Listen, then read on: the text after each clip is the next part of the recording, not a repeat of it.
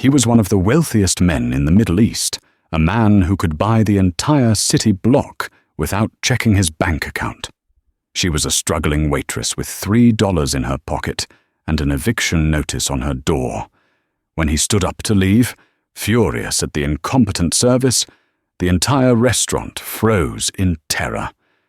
He thought she was just another ignorant American server. He insulted her in a language he thought she'd never understand. But when she opened her mouth and replied in flawless, aristocratic Arabic, the silence that followed was louder than a gunshot. This is the story of how one secret sentence toppled an empire. The rain in Manhattan didn't just fall.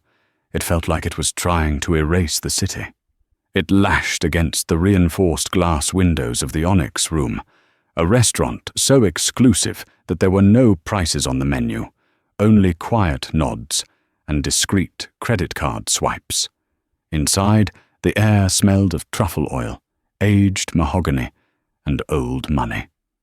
Elena Vance adjusted her apron, wincing slightly as the stiff fabric rubbed against a bruise on her hip, a souvenir from bumping into a granite countertop in the kitchen earlier that rush.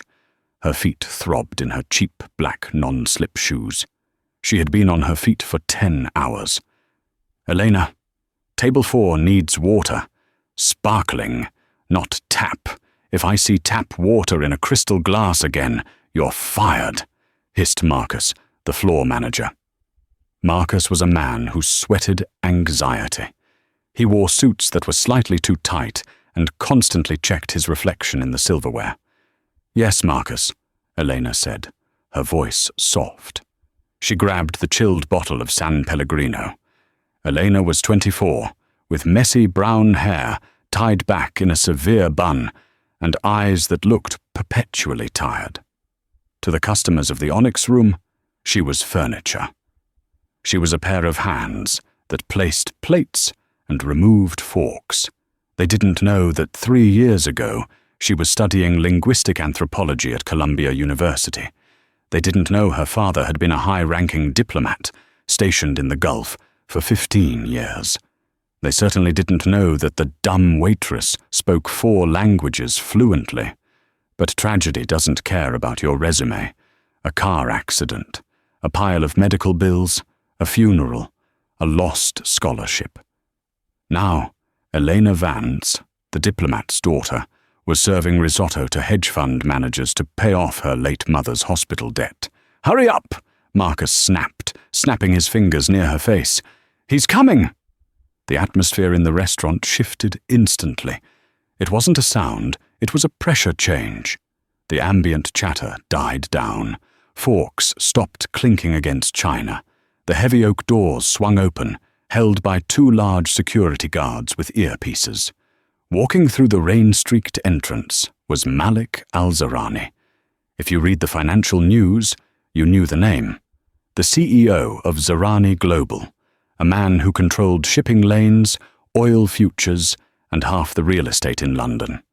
He was tall, dressed in a bespoke charcoal suit that likely cost more than Elena's entire year of rent. His face was sharp, handsome, but etched with a permanent scowl of impatience. He didn't walk. He marched. He looked like a man who was late for a war. Behind him trailed a nervous entourage, 2 assistants clutching tablets and a frantic-looking American business partner named Heavyset Man, named Mr. Henderson. "Mr. Al-Zarani, right this way," Marcus said, bowing so low it looked painful. "We have the private alcove prepared." Malik didn't even look at him. He was on his phone, speaking rapidly in English, his tone cutting. "I don't care what the regulatory committee says, Henderson. If the merger isn't signed by midnight Riyadh time, I am pulling the funding. Do you understand? I will bankrupt that firm before breakfast." He sat down at table 1, the prime spot. He tossed his phone onto the white tablecloth with a thud that made Marcus flinch. Elena watched from the service station. She felt a knot of dread in her stomach. She knew men like Malik. Not the billions. She didn't know that kind of money. but she knew the anger. He was a man surrounded by people who feared him, which meant he was a man who rarely heard the truth. "Elena," Marcus whispered, grabbing her arm. "You take table 1. Sarah is shaking too much. Do not mess this up. One mistake and you are out on the street. Do you hear me?" "I hear you," Elena said. She took a deep breath, smoothed her apron, and walked into the lion's den. Malik al-Zahrani was not having a bad day. He was having a catastrophic month. The acquisition of Cobalt Tech was supposed to be his legacy, a move away from oil and into the future of quantum computing. But the American regulators were stalling, and he suspected a leak in his own boardroom. He rubbed his temples, feeling the migraine that had been lurking there for 3 days. "Water!" Malik barked without looking up. Elena was already there. She poured the sparkling water with a steady hand, ensuring not a single drop touched the tablecloth. She placed the glass silently by his right hand. "Menu, sir?" she asked quietly. "No." Malik waved a hand dismissively. "Bring me the steak, rare, and coffee, black, strong. If it tastes like burnt mud, I'm sending it back." "Of course, sir." Opposite him, Mr. Henderson was sweating. "Malik, please, we just need 24 more hours. The board is just hesitant about the foreign ownership clause." "Hesitant?" Malik laughed, a cold, humorless sound. "They are not hesitant, Henderson. They are prejudiced. They think because I am from the desert, I do not understand their technology. They think I am just a wallet." Malik switched to Arabic, muttering under his breath, a habit he had when he was frustrated and didn't want the Americans to understand the depth of his anger. "Al-hamka, kulluhum hamka. Yadunun annani la ara al-khiyana." "Fools, they are all fools. They think I do not see the betrayal." Elena, standing just 3 feet away holding the tray, froze for a microsecond. She understood every word. He wasn't just angry about the deal. He was paranoid about betrayal. She kept her face blank. "Rule number 1 of the service industry. You are invisible. You hear nothing. You see nothing." She backed away to the kitchen. "Order in," she called to the chef. "Ribeye, rare. Espresso, double shot." The kitchen was a madhouse. Pans were flaring. Chefs were screaming. The head chef, a temperamental Frenchman named Jean-Paul, was throwing a tantrum about the quality of the mushrooms. "Table 1, Elena insisted. "It's the VIP. It needs to be perfect." Jean-Paul grunted. "Everything I cook is perfect." 15 minutes later, Elena picked up the plate. It looked flawless. The steak was seared beautifully. The coffee was steaming. She walked back out to the dining room. The tension at table 1 had spiked. Malik was standing up, yelling at Henderson. "You are lying to me," Malik shouted, causing the entire restaurant to go silent again. "I saw the emails, Henderson. You are trying to undercut the share price before the acquisition." Henderson was pale. "Malik, no, I swear." "Sit down," Malik roared. Elena hesitated. It was the worst possible moment to approach. But the steak was hot, and delaying service could be seen as an insult in itself. She stepped forward, moving like a ghost. She placed the steak down, then the coffee. As she reached for the water bottle to refill his glass, Henderson, flailing his arms in a panic to explain himself, knocked his elbow hard against Elena's arm. It happened in slow motion. The heavy glass bottle of San Pellegrino slipped from Elena's fingers. It hit the edge of the table, shattered, and sent a cascade of ice-cold water and shards of glass flying. Most of it missed Malik, but a significant splash of water soaked the sleeve of his $10,000 Italian suit, and a shard of glass skittered across his plate, ruining the steak.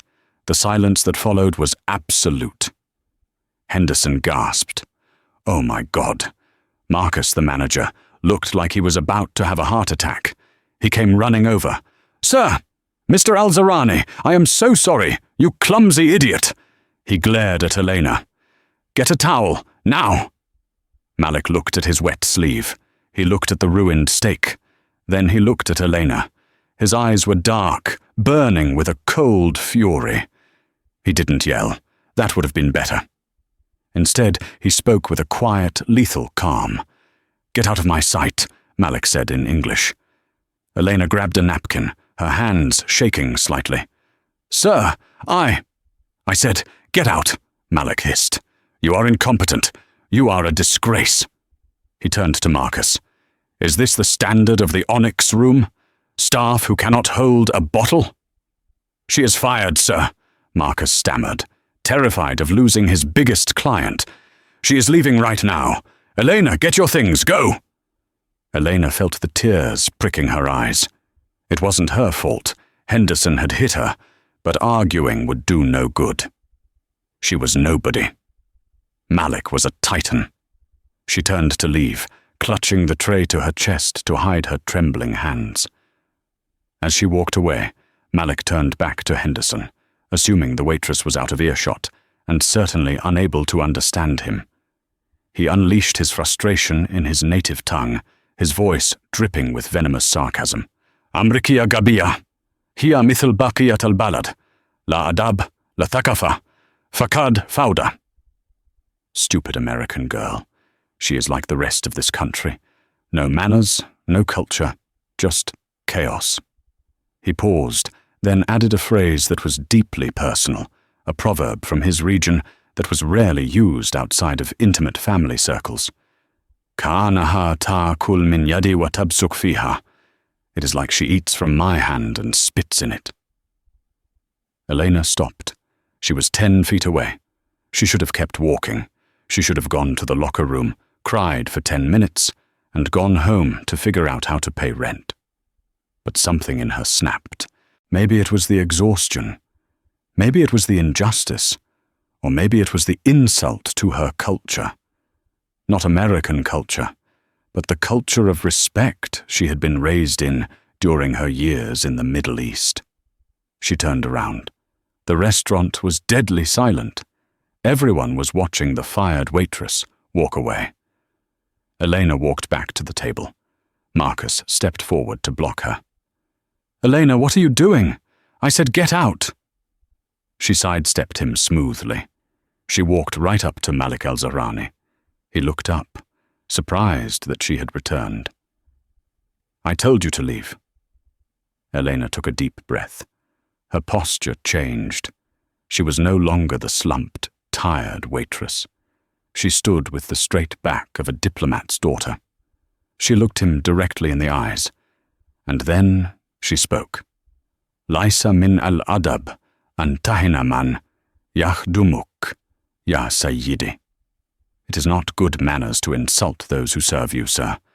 Her Arabic was perfect. It wasn't the broken, tourist Arabic people learned from apps. It was Gulf Arabic, with the precise, elegant diction of the upper class. The accent was indistinguishable from a native speaker's. Malik froze. His fork hovered halfway to his mouth. His eyes went wide. Henderson looked confused. "What? What did she say?" Elena didn't look at Henderson. She kept her gaze locked on Malik. She continued, her voice steady and low, audible only to the table. "Al-fawda la ta'ti min al-khadim, bal min al-sayyid, allathi la yastati al-sab." Chaos does not come from the servant, but from the master who cannot possess patience. The silence at the table was heavy, suffocating. Malik slowly lowered his fork. The anger in his face didn't vanish, but it was replaced by shock. Pure, unadulterated shock. "Who are you?" Malik asked in Arabic. "Mujarrad Nadila, kama kult," Elena replied. "Just a waitress, as you said." She looked at his wet sleeve.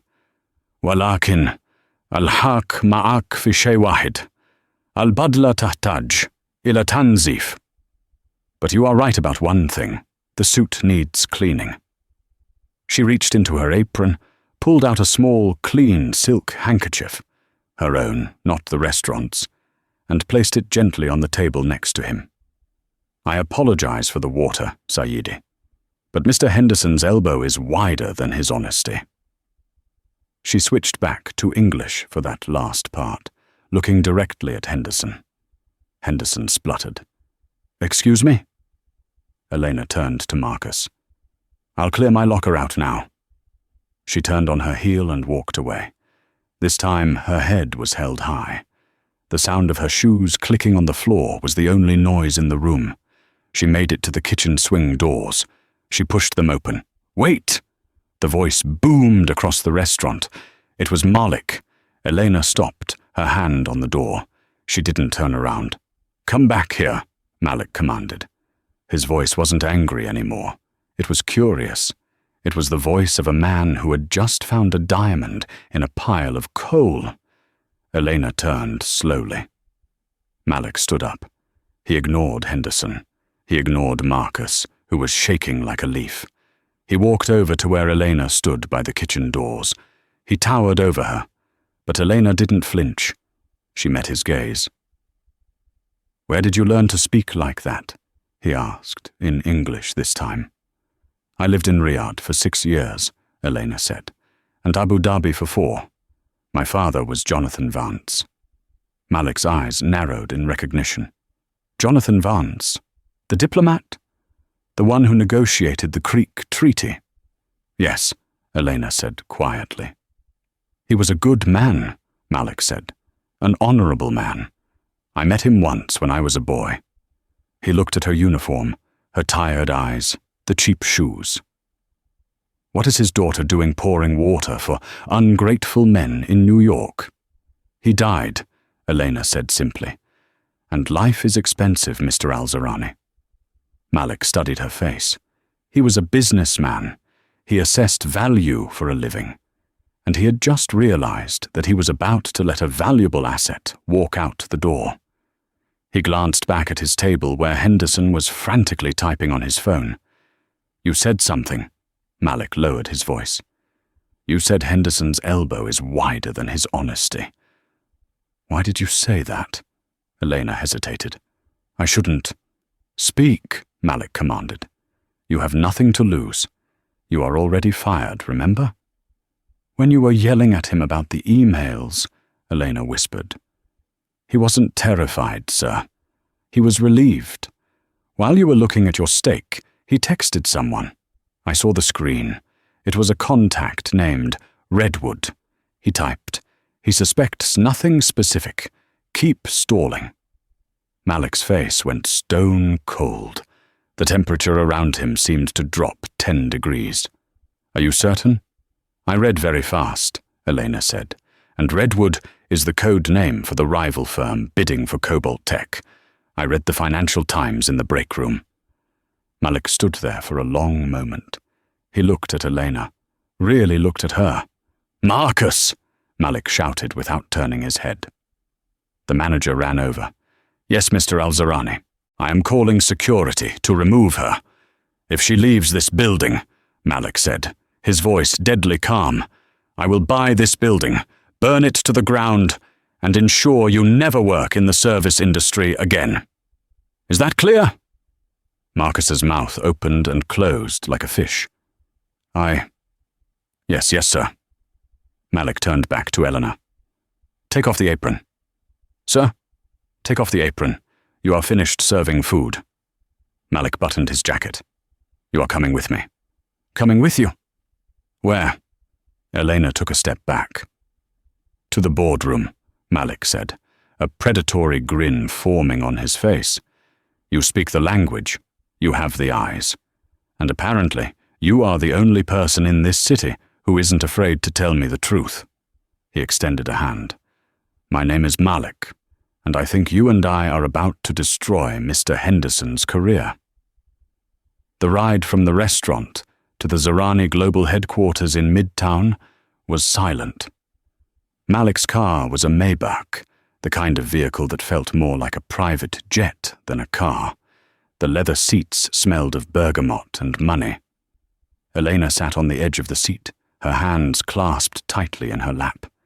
She was still wearing her black waitress uniform, stained with kitchen grease and smelling faintly of steak.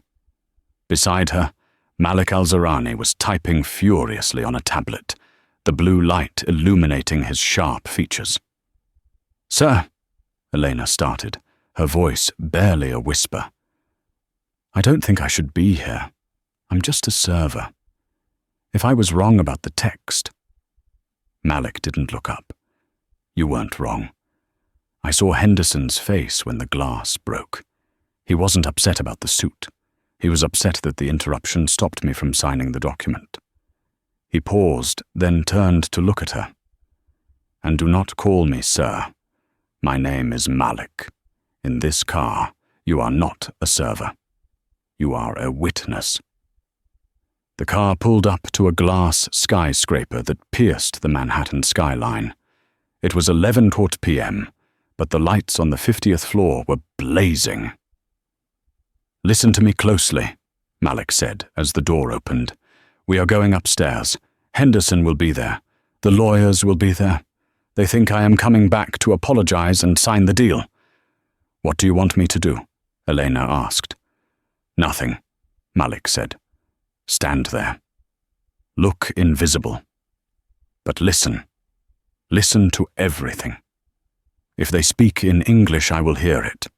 But Henderson's lawyer, he is Lebanese. He thinks I don't know his dialect because I am Saudi. He thinks I am just a rich Bedouin with oil money. If they say anything at all, in Arabic, you tell me." They took the private elevator. The doors opened to a conference room that looked like a war room. Mr. Henderson was there, looking slightly more composed than he had at the restaurant. He had changed his shirt. Sitting next to him were 3 lawyers in shark-skin suits. When Malik walked in, they all stood up. "Malik!" Henderson exclaimed, forcing a smile. "I'm so glad you're back. I smoothed things over with the board. We can still get this signed by midnight." Then Henderson saw Elena trailing behind Malik. She looked out of place, small and disheveled in the room of polished chrome and glass. "Why is she here?" Henderson asked, his smile faltering. "She is my personal assistant for the evening," Malik said smoothly, sitting at the head of the table. "My usual assistant is ill. She is here to pour the water. I assume you don't mind? Unless you're afraid she'll spill it again." Henderson laughed nervously. No, of course not. Have a seat, Malik. The papers are ready." Elena stood in the corner by the wet bar. She poured herself a glass of water, just to have something to do with her hands. Her heart was hammering against her ribs. The meeting began. It was boring. Dense legal jargon about stock options, liability clauses, and acquisition mergers. Henderson was pushing hard for a blind trust clause. "It protects your assets, Malik," Henderson urged. "It just means the initial transfer goes through a third-party holding company in the Caymans. Standard procedure for international buyers." Malik picked up the pen. He looked at the paper. "Standard procedure," Malik repeated slowly. In the corner, the lead lawyer leaned over to his junior associate. He covered his mouth with his hand, pretending to cough. He spoke in a low, rapid-fire Lebanese dialect of Arabic, so fast and slang-heavy that even a native speaker might have missed it if they weren't paying attention. "Kala yumdi, badun ma yikra al-safwa al-akhira, al-hisab fi Beirut jahiz." Let him sign, without reading the last page. "The account in Beirut is ready." Elena froze. The account in Beirut. Malik was lowering the pen to the paper. The tip was millimeters from the signature line. "Wait," Elena said. It wasn't a shout. It was a clear, firm command. Every head in the room snapped toward her. "I beg your pardon," the lead lawyer sneered. "The help is speaking?" Elena stepped forward. She ignored the lawyer and looked straight at Malik. "Page 42, section C," she said. "The holding company. It's not a blind trust." What are you talking about? Henderson snapped. Get her out of here. What did you hear? Malik asked, his eyes locked on hers. The lawyer just told his associate to ensure you don't read the last page, Elena said, her voice trembling but gaining strength.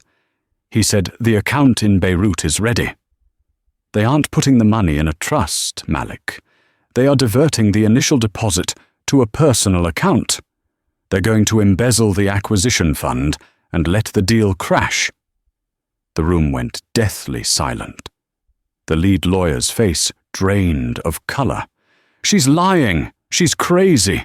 She's just a waitress. Malik didn't say a word. He flipped the contract to the last page. He scanned it. Then he pulled out his phone and dialed a number. Get me the forensic accounting team, Malik said into the phone, never taking his eyes off Henderson. And call the NYPD. I want to report a case of grand larceny and corporate fraud. Henderson bolted. He scrambled up from his chair and lunged for the door. Sit down, John, Malik said. He didn't even raise his voice. Two of Malik's security guards stepped into the doorway, blocking the exit. Henderson collapsed back into his chair, burying his face in his hands. Malik stood up. He walked over to the shredder in the corner of the room. He took the contract, fed it into the machine, and watched it turn into confetti. Gentlemen, Malik said to the terrified lawyers, you will be hearing from my legal team. I suggest you find very good representation. I intend to sue your firm into the Stone Age. He turned to Elena. Let's go. As they walked back to the elevator, leaving the chaos behind them, Malik looked at Elena. For the first time all night, his shoulders relaxed. You saved me $500 million tonight, he said. I just listened, Elena replied. No, Malik corrected her. You understood. There is a difference. The elevator doors pinged open. They stepped out into the lobby. Malik stopped. How much debt do you have? He asked abruptly. What? Your mother's medical bills, your student loans, the rent you can't pay. Give me a number. Eleanor felt a flush of shame. That's private. I am a businessman, Eleanor. I pay for value. Tonight, you provided value. Give me the number. $82,000, she whispered. Malik pulled out a checkbook from his inside pocket. He leaned the book against the wall and wrote with a flourishes. He tore the check out and handed it to her. Elena looked at it. It was made out for $100,000. I can't take this, she said, her hands shaking. It's too much. Consider the extra signing bonus, Malik said. Signing bonus for what? I need a translator, Malik said. Not for words. I have apps for that.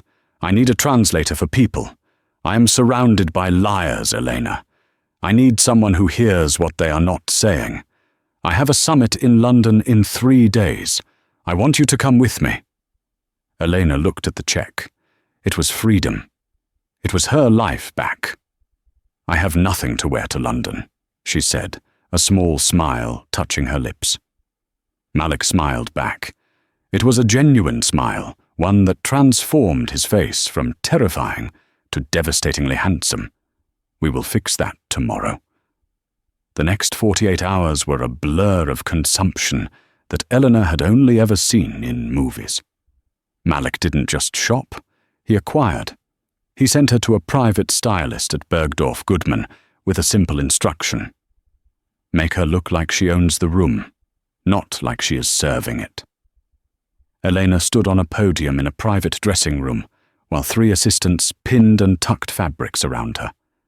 Silk, cashmere, velvet. Business suits that cost more than a car. Evening gowns that weighed as much as a small child. She looked in the mirror. The tired waitress with the messy bun was gone. Staring back was a woman who looked like she belonged in the pages of Vogue. Her hair was blown out in glossy waves, her skin glowed, and her posture, always good thanks to her father, now looked regal. But beneath the silk, she was terrified. She met Malik at Teterboro Airport the next morning. The private jet, a Gulfstream G850, was waiting. Malik was already on board, reading a dossier. He looked up when she entered. He paused. His eyes swept over her cream-colored pantsuit and the structured trench coat. "Adequate," he said, though his eyes lingered a second too long. "Sit. We have work to do." The flight to London was not a vacation. It was a boot camp. Malik grilled her on the dossiers of the people attending the summit. "Lord Hemsley," Malik said, tossing a photo at her. "What do you see?" Elena studied the picture of the British aristocrat. "He smiles with his mouth, not his eyes. He's wearing a university tie, Oxford, but he's wearing it a little too loose. He wants to appear relaxed, but he's gripping his glass tight. He's desperate." "Correct," Malik said. "He's leveraged to the hilt on bad property deals. He needs my capital. We will offer him 70 cents on the dollar." They worked for 6 hours straight. Elena realized quickly that Malik was brilliant. He remembered every number, every face, every fluctuation in the market. But he was also exhausted. There was a loneliness to him, a wall that he kept fully erected at all times. "Why do you trust no one?"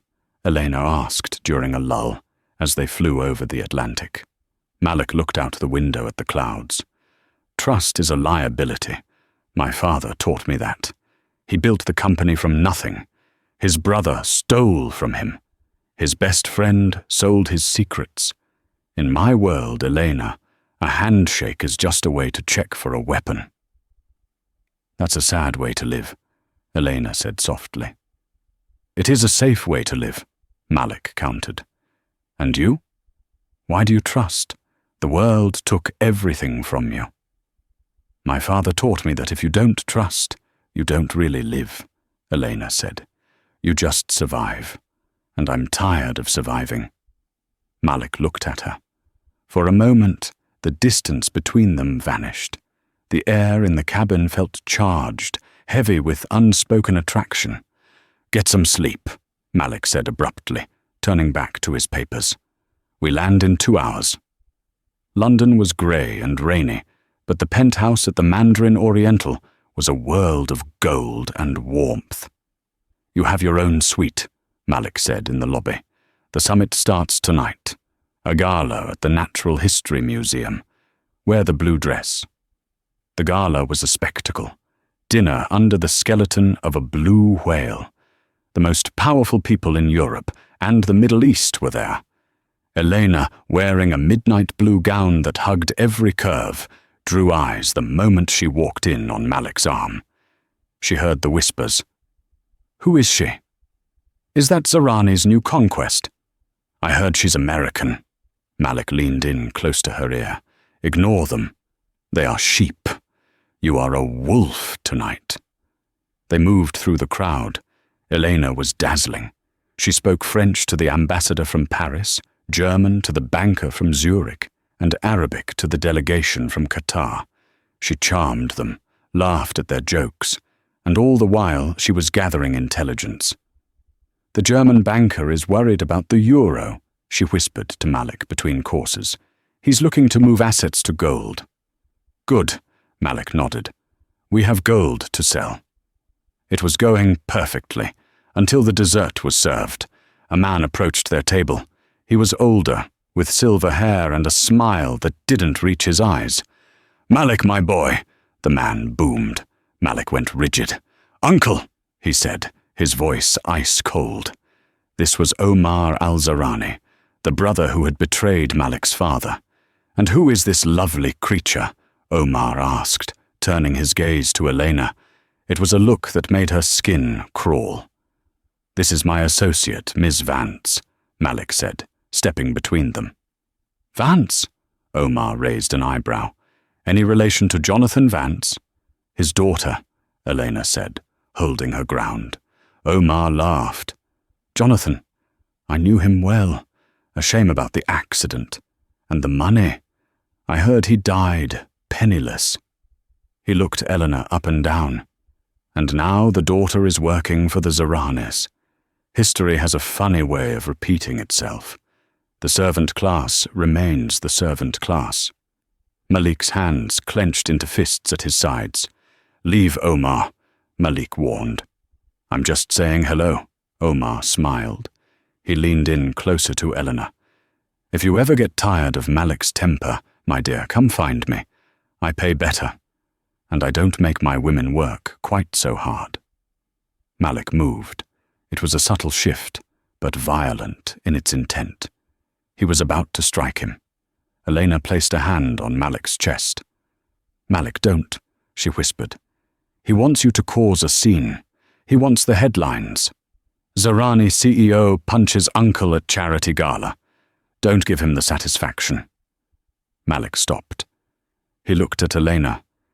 He saw the wisdom in her eyes. He took a deep breath, adjusting his cuffs. "You are right," Malik said. He looked at his uncle. "You are not worth the bruise on my knuckles, Omar." He took Elena's hand. "Come. The air in here has become stale." They walked out onto the balcony overlooking the London skyline. The cold air hit them. Malik turned to her. The adrenaline was still pumping through him. He looked at her, really looked at her, and the wall finally crumbled. "You stopped me," he said. "No one has ever stopped me before." "You needed stopping," Elena said. "You defend my honor," Malik murmured, stepping closer. "Why?" "Because you gave me my life back," Elena said. "And because I think you're a good man, Malik, even if you try very hard to hide it." He reached out and touched her cheek. His thumb grazed her jawline. The electricity between them was undeniable now. It wasn't about business. It wasn't about gratitude. He leaned in. Elena's breath hitched. "Malik," she whispered. "Tell me to stop," he said, his voice rough. She didn't. He kissed her. It wasn't a tentative kiss. It was possessive, desperate, and searingly hot. It was the kiss of a man who had been starving for years and just found sustenance. Elena melted into him, her hands finding the lapels of his jacket. For a moment, on a balcony in London, the billionaire and the waitress were just a man and a woman.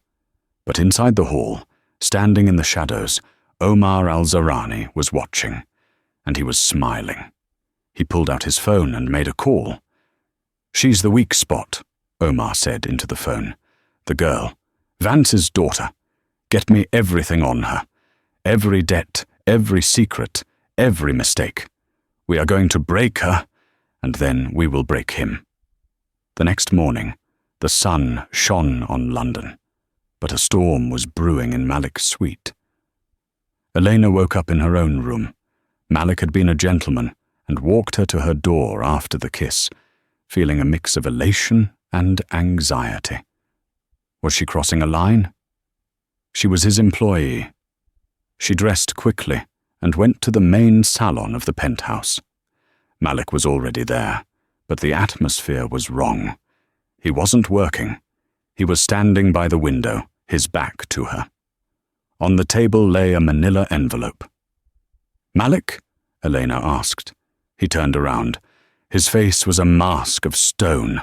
The warmth from last night was gone, replaced by the cold, hard stare she had seen that first night in the restaurant. "Did you enjoy it?" Malik asked quietly. "Enjoy what?" "Playing me." Elena frowned. "I don't understand." Malik picked up the envelope and threw it onto the coffee table. Photos spilled out. They were grainy, taken from a distance, but the subjects were clear. It was Eleanor. She was standing in a coffee shop in New York. Sitting across from her was a man. Elena recognized the photo. It was from 2 weeks ago. The man was a debt collector who had been harassing her. "So?" Elena said. "That's a debt collector. I told you about my debts." "Look closer," Malik spat. Elena looked at the other photos. There was one of the debt collector shaking hands with Omar al-Zarani. My uncle owns the collection agency that holds your debt, Malik said, his voice trembling with suppressed rage. He bought the debt 3 months ago. You have been meeting with his agents. I didn't know, Elena cried. I just knew they were threatening to sue me. And then, Malik continued, pacing the room, you miraculously appear at my restaurant. You cause a scene. You speak perfect Arabic. You charm your way into my boardroom. You save me money to gain my trust. And then you seduce me. Seduce you? Elena gasped. Malik, you kissed me. Because you played the part of the innocent savior perfectly, Malik shouted. How much is he paying you, Elena? Is it enough to sell your soul? Did he send you to spy on me? To find the weakness in the cobalt deal? No. Elena stepped forward, tears streaming down her face. Malik, please listen to me. This is a setup. Omar is doing this to make you doubt me. He saw us last night. He knows I'm helping you, so he's framing me. You expect me to believe that? Malik laughed bitterly. A waitress who knows state secrets? A girl with massive debts owned by my rival? It fits too perfectly. He walked over to the door and opened it. Get out. Malik. I said get out, Malik roared. You are lucky I don't have you arrested for corporate espionage. The check I gave you, keep it. Consider it payment for the performance. But if I ever see you again, I will destroy you. Elena stared at him. She saw the pain behind his eyes. He wanted to believe her, but his trauma, his history of betrayal, was too strong. The evidence was manipulated, but to a paranoid mind, it was irrefutable. She wiped her tears. She stood up straight. You are the fool, she said, her voice shaking but clear.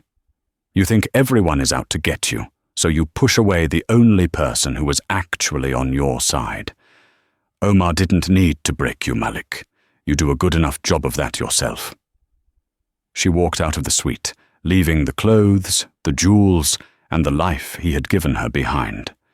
She took only her small bag and her dignity. Malik slammed the door shut. He leaned his forehead against the wood, breathing heavily. He walked back to the table and looked at the photos again. He stared at Elena's face in the picture. She looked stressed, tired, scared. His phone rang. It was his head of security, a man named Russo. Mr. Al-Zarani, Russo said. I ran the background check on the photos you received this morning, as you asked. And? Malik demanded. Confirm the connection. Sir, Russo said, hesitating. The photos are real, but the timestamps, they were manipulated, and we found something else. The debt collector? He was fired 2 days ago. We found him. He says Omar Al-Zarani paid him £10,000 yesterday to hand over those old surveillance photos. Malik froze. Repeat that, Malik whispered. It's a frame-up, sir. The girl had no idea who owned the debt. She's clean. Malik dropped the phone. The silence in the penthouse was deafening. He had just thrown her out. He had humiliated her. He had done exactly what his uncle wanted him to do. He had isolated himself. He ran to the door. He threw it open and sprinted down the hallway. Elena! The elevator doors at the end of the hall were just closing. He saw her face through the narrowing gap. She wasn't crying anymore. She looked resolved. Elena! The doors shut. Malik hit the button, but it was too late. She was gone. And this time, he wasn't sure a check or an apology would bring her back. London is a city of 8 million people, but to Malik Al-Zarani, it was completely empty. He stood in the lobby of the Mandarin Oriental, watching the revolving doors spin. His security team was scrambling, making calls to every luxury hotel, every airline, and every train station in the city. Sir, Russo, his head of security, approached cautiously. We checked Heathrow. She hasn't booked a flight. We checked the Eurostar. Nothing. She vanished. Malik dragged a hand down his face. The image of Eleanor's face in the elevator, the look of betrayal, not anger, haunted him. He had done exactly what he promised he wouldn't do. He had treated her like an employee, a suspect, instead of the woman who had saved him. "Find her," Malik growled. "I don't care what it costs. Hire private investigators. Check the hostels. Check the shelters. She has no money. She can't have gone far." "Sir," Russo said softly. "The summit. The Cobalt Tech signing is in 2 hours at the Shard. If you aren't there, the exclusivity period ends. Your uncle is already confirmed to attend. If you don't show up, Omar signs the deal." Malik looked at his watch. The deal. The billion-dollar acquisition he had spent 3 years building. Yesterday, it was the most important thing in the world. Today, it felt like paper. "Let Omar have it," Malik said, turning away. Russo grabbed his boss's arm, a move that would usually get a man fired. "Mr. Al-Zarani, listen to me. If Omar gets Cobalt, he gets the board seats, he gets the leverage. He will vote you out of Zarani Global. You won't just lose the deal, you will lose your father's company. And if you lose your power, you lose the ability to protect her." Malik froze. Russo was right. Omar was a predator. If he took the company, he would ensure Malik was ruined, and he would likely go after Elena just for sport, to tie up loose ends. Malik straightened his jacket. His eyes were cold, hard flint. "Prepare the car," Malik said. "We go to the Shard. I will crush him. And then I will find her." The conference room on the 72nd floor of the Shard offered a panoramic view of London, but the mood inside was claustrophobic.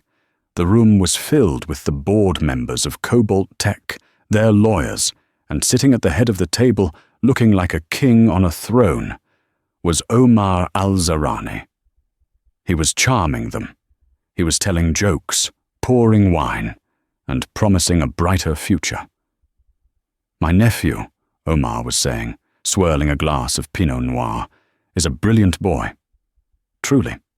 But he is emotional, volatile.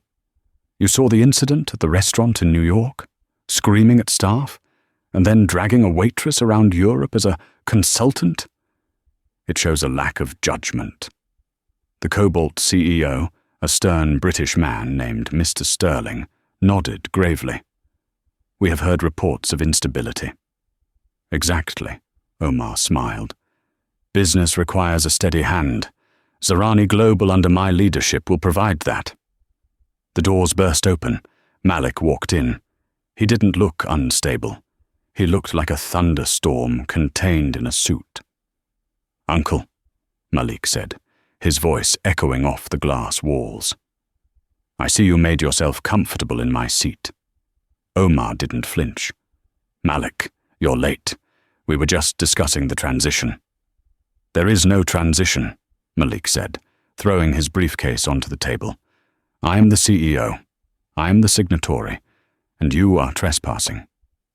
"The board has concerns," Omar said smoothly, "about your mental state and your judgment regarding personnel. Where is your little waitress today? Did she finally run off with the money?" Malik's jaw tightened. "Keep her name out of your mouth." "She was a spy, Malik," Omar lied effortlessly to the room. "A corporate spy hired by our competitors. I tried to warn my nephew, but he was too enamored. A sad story, really." Mr. Sterling cleared his throat. "Mr. Al-Zarani, these are serious allegations. If you have been compromising security with unvetted staff—" "He has no proof," Malik said. "I have photos," Omar shrugged. "I have witness statements." Malik was cornered. He knew it was a frame-up, but proving it in the next 10 minutes before the market closed was impossible. He watched as the Cobalt board members exchanged worried glances. They were going to sign with Omar. "Gentlemen," Omar said, picking up the gold fountain pen. Let us end this drama. Sign with me, and the funds transfer in 1 hour." Omar lowered the pen to the paper. Malik felt the empire slipping through his fingers. He had lost the girl. Now he was losing the legacy. "Excuse me." The voice came from the back of the room. It was soft, melodic, and instantly commanded attention. Standing in the doorway was Eleanor. She wasn't wearing the designer clothes Malik had bought her. She was wearing a simple black dress she had likely bought at a thrift store that morning. Her hair was pulled back. She looked tired, but her eyes were blazing. Malik's heart stopped. "Elena." "Who is this?" Mr. Sterling asked. "This," Omar laughed nervously, "is the waitress I told you about. Security, remove her." "I wouldn't do that," Elena said, walking further into the room. She held a small USB drive in her hand. "I am not here for Malik," Elena said, looking at Mr. Sterling, "and I am certainly not here for Omar. I am here for the truth." "She's hysterical," Omar snapped. "Get her out." "I am the daughter of Jonathan Vance," Elena announced. Her voice rang with the authority of her bloodline. "My father taught me that men who lie usually forget to cover one track, the one they think no one speaks." She plugged the USB drive into the presentation laptop connected to the wall screen. "What are you doing?" Omar stood up, his face reddening. "Yesterday," Elena said, typing on the keyboard. "While Malik was sleeping, I was doing what a good assistant does. I was reviewing the encrypted audio files from the negotiation servers. You see, Omar, you thought the servers were secure, but you forgot that the Cobalt Tech system records all incoming calls to the boardroom for quality assurance." "That's illegal," Omar shouted. "It's in the contract," Elena said calmly. "Page 112. You signed it." She hit play. The audio crackled over the speakers.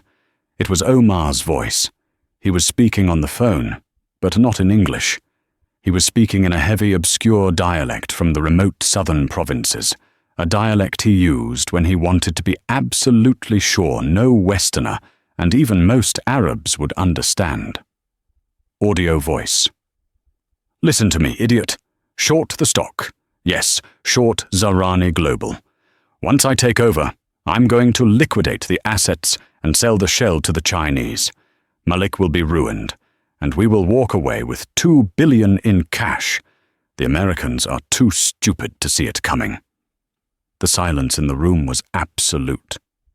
Elena turned to the board. "He called you stupid," she translated.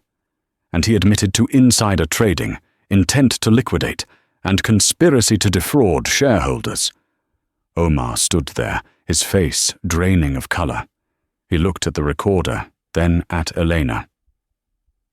"You understood that?" Omar whispered. "That is a dialect spoken by less than 5,000 people." "My father was stationed in the southern province for 3 years," Elena said coldly. "I learned it playing with the local children while he worked. You shouldn't have underestimated the servant class, Omar." Mr. Sterling stood up. He looked furious.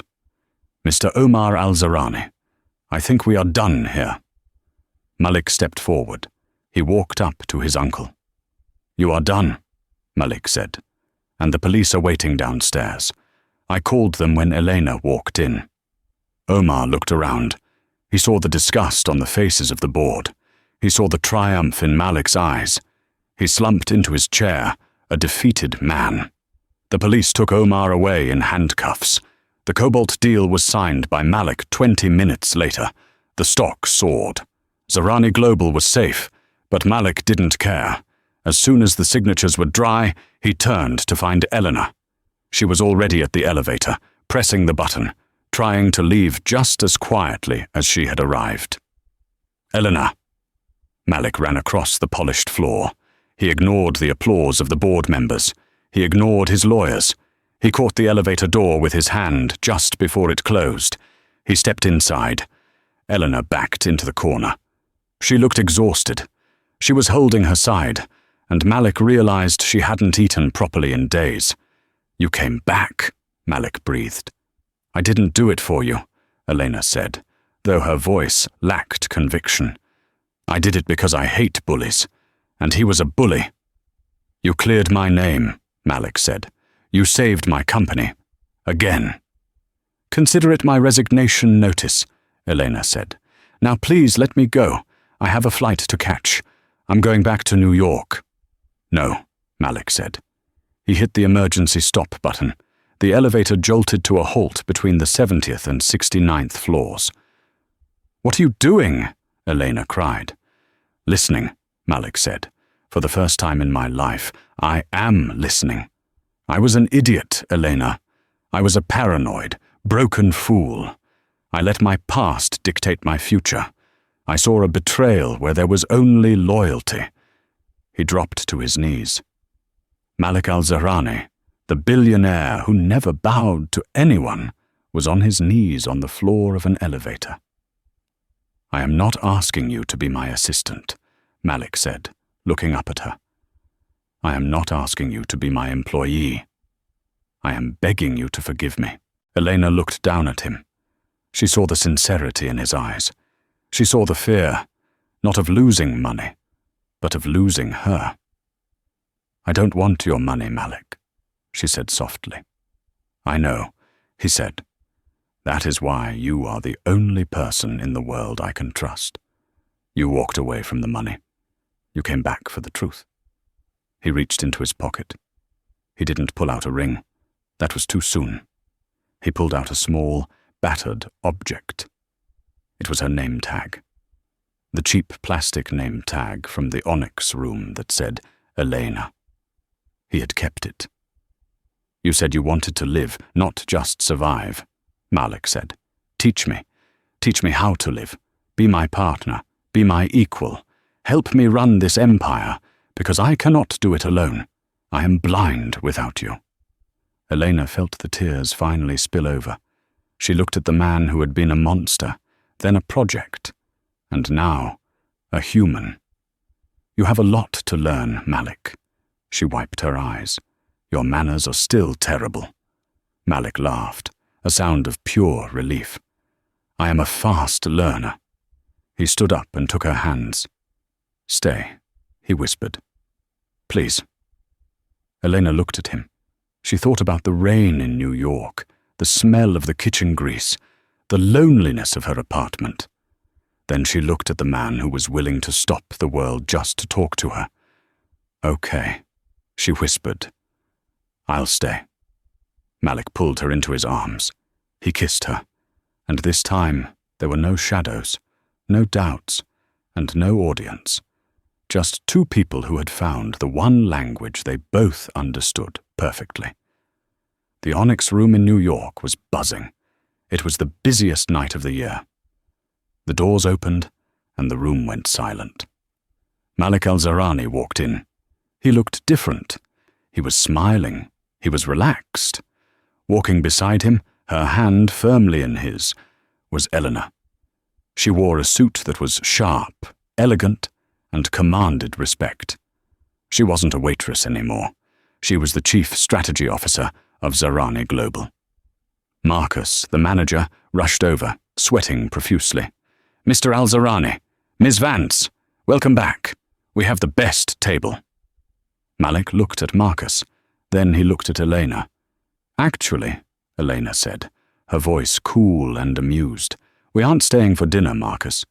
You aren't? No, Malik said. We just came to give you this. Malik handed Marcus a thick envelope. What is this? Marcus asked. Severance, Malik said. I just bought the building and the restaurant, and I'm closing it for renovations. Marcus turned pale.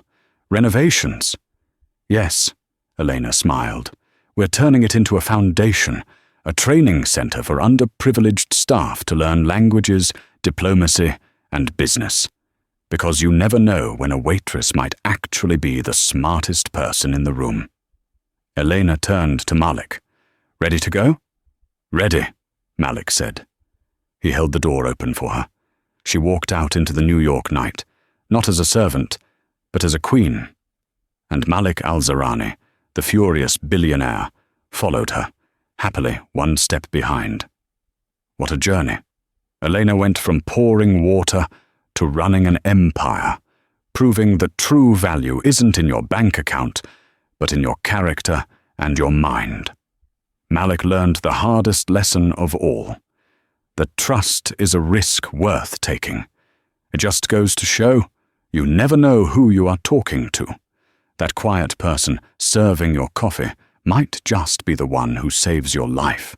If you enjoyed this story of revenge, romance, and justice, please smash that like button. It really helps the channel grow. Don't forget to subscribe and hit the notification bell so you never miss a new story. We drop new dramas every week. What would you have done in Elena's shoes? Would you have gone back to save him? Let me know in the comments below. Thanks for watching, and see you in the next video.